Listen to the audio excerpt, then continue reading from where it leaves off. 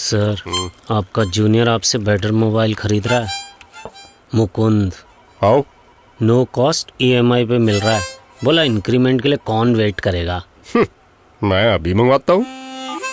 आपके मस्तान की दुकान पे नहीं मिलेगा sir, only on Flipkart exclusive. आज शुगर डाल दूँ, कड़वी लगेगी। No-Cost EMI, only on Flipkart. We must have all come across advertisements like these, online, offline, everywhere. Namaste everyone, welcome to our YouTube channel. I am Pooja Sharma, and in today's video we are going to know that in a world where there is no free lunch, are no-cost EMIs really of no cost? Let's get started.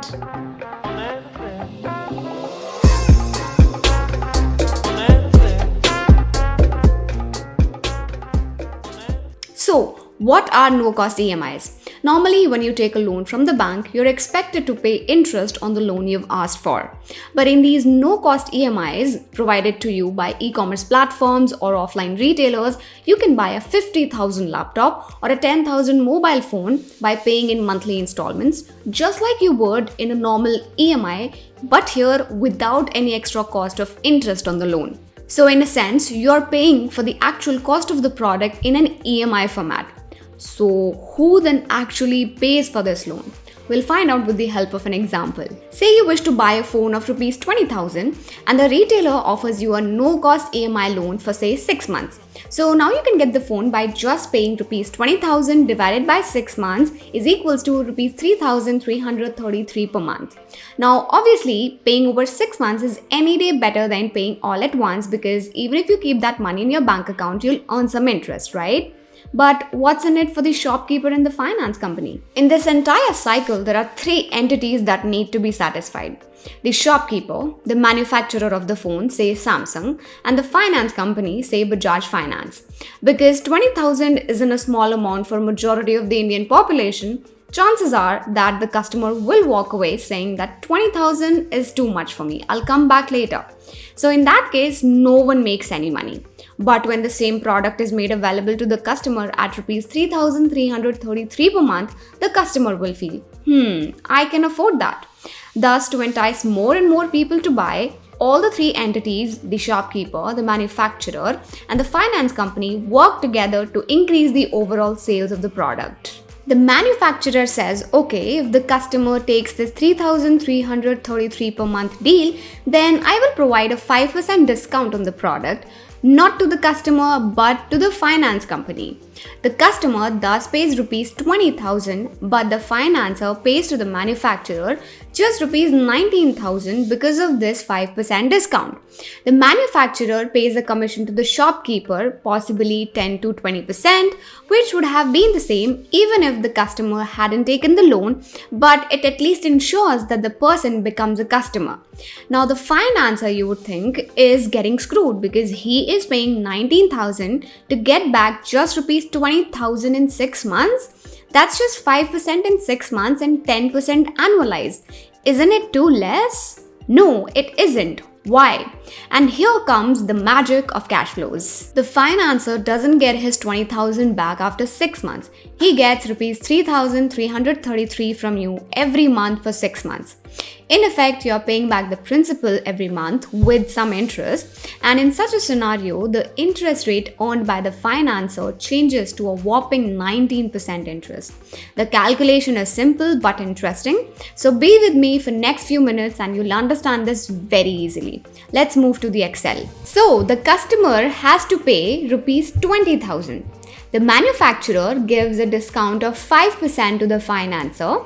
So the financer has to pay in effect rupees 19,000 to the manufacturer after adjusting this discount of rupees 1,000.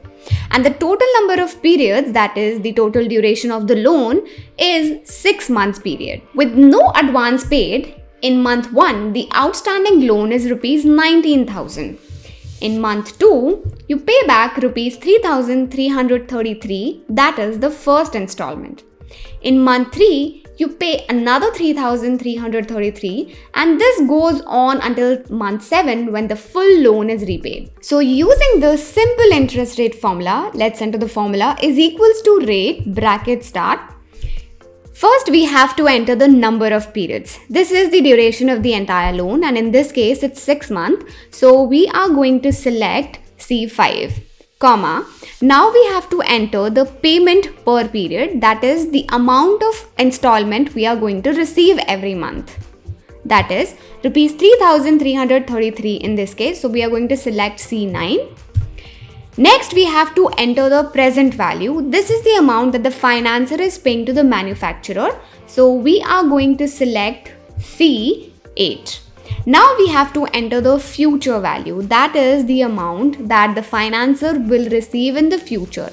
So the total amount will be that the financer will be receiving is rupees 20,000. So we are going to select C1. Now we have to enter whether the installment is being received at the end of the month or the beginning of the month. So we are assuming that we'll receive the installment at the beginning of the month. So we are going to enter 0 here, and then let's close the bracket. So if we enter, we'll see that the interest rate is coming 18%. So you see, Bajaj Finance earns a good 18% on this entire deal. And in one scenario, it gets even better for Bajaj Finance. If you remember, when you opt for the EMI option, sometimes you're asked to pay just one EMI in advance. You think that is no problem, so you agree to pay that one EMI in advance. But what Bajaj Finance or any other financier earns on that just one advance EMI is a whopping 25% interest, an additional 7%. How?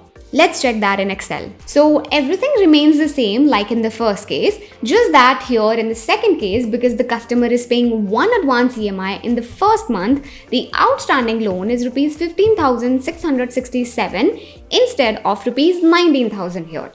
All the other steps remain the same, but because of paying that one advance EMI, the total tenure of the loan reduces from 7 months to 6 months. And that jumps the interest rate from 18% in the first case to 25% in the second. Let's take a look at the formula again. We are going to use interest rate formula. So is equals to rate, bracket starts, and then we are going to enter number of periods. Because the first installment was paid in the first month itself, was paid in advance, then the remaining number of periods will be 5 periods. Then we have to enter the payment per period, that is rupees 3,333 per month. Now we have to enter the present value, which is rupees 15,667 after adjusting the amount first installment, that is 3,333. And now we have to enter the future value, that is rupees 20,000, and like earlier we are going to assume that we are receiving the installment at the beginning of the month. Bracket close and enter. 25%. That's a sweet deal for the financer, isn't it? But the story doesn't end here. Like everywhere, there are dark practices here as well that go against the interest of the customers and they end up paying some extra cost. Not that it happens every time or at every place, but it is our responsibility to keep you aware of it all.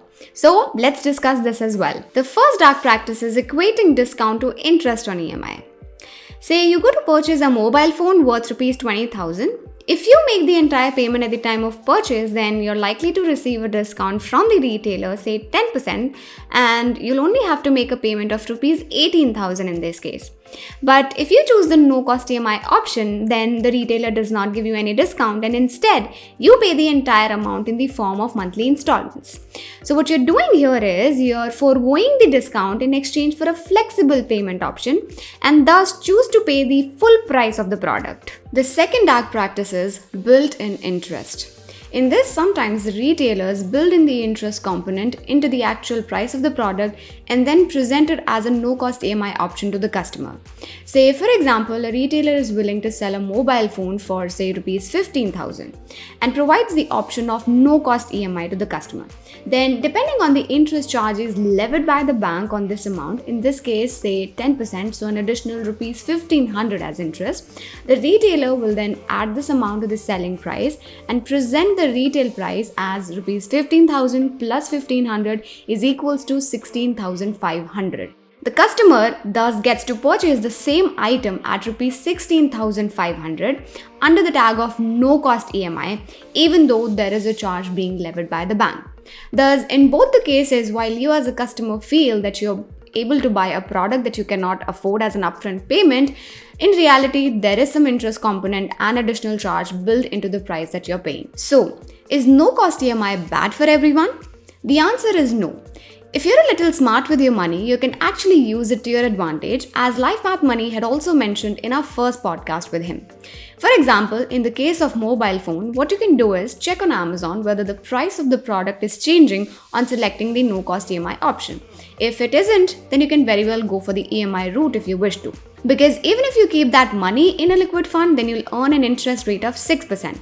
By opting for the no-cost EMI option, the financing company earns a margin of 5% from the manufacturer, while you as a customer also get some discount as we saw earlier. Thus, no-cost EMI as a whole is great for commerce. The financier takes the risk that the customer won't pay, but that's not much of a risk really, because studies suggest that humans are less likely to default on small ticket loans, which is usually the case for consumer durable goods. And that's all for this video.